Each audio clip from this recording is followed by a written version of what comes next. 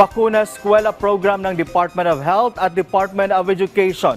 Umarangkada na mahigit 3 milyong mag-aral, target mabakunahan. Si Benji Durango sa detalye. Bakunahan na naman. Matapos ilang taon na masuspinde dahil sa pandemya, muli na naman binuksan ang Bakuna Eskwela sa mga grade schoolers. Nagtandem ang DOH at DepEd para mapakunahan ang nasa 3.8 milyon ng mga mag-aaral mula grade 1 to 7 sa buong bansa. Sinimulan nito sa Dr. Albert Elementary School sa Maynila. Target nito na mapababa ang bilang ng mga batang nagkakasakit. Kaya kahit pumapalaho ng iyak ang ilang mga bata, approve sa mga magulang, mabakunahan ng libre ang kanilang mga anak laban sa tigdas, rubella, diphtheria at tetanus.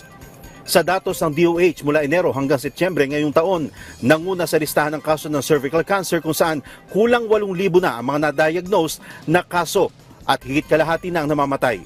Sinundan ito ng tigdas at rubella na nasa 11 naman ang namamatay mula sa mahigit 3,000 kaso. Nasa 25 naman ang nasawi sa mahigit 200 kaso ng diphtheria, habang lampas kalahati naman ang nasawi sa 81 kaso ng tetanus.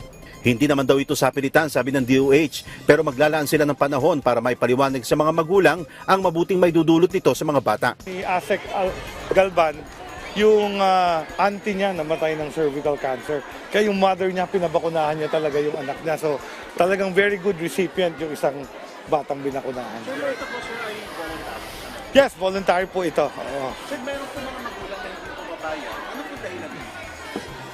Kinukonvince naman namin, ang maganda sa school-based, alam namin yung mga batang hindi nabakunahan. So over the next 2 months, may schedule yan. Napupuntahan at nakakausap at nakukumbinsi pa namin. Binabalikan ng aming teams to talk to them kung bakit sila. Iba-iba rason. Karamihan takot sa side effect.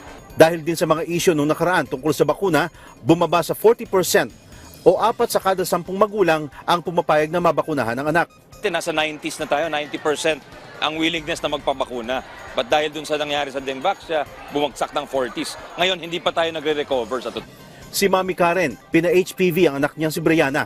Nababahala siya dahil may history ng cervical cancer sa pamilya.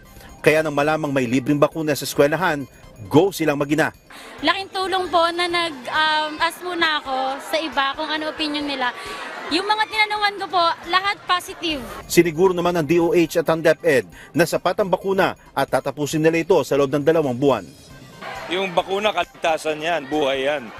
Kung hindi nagpabakuna, napaliwanag ni SecTed, talagang malala yung mga pwedeng mangyari sa isang bata. In extreme cases, pwedeng mamatay ang bata pag walang bakuna. Asahan na raw na gagawin na ito sa iba pang mga paaralan sa buong bansa sa mga susunod na araw. Benji Durango, para sa Pambansang TV sa Bagong Pilipinas.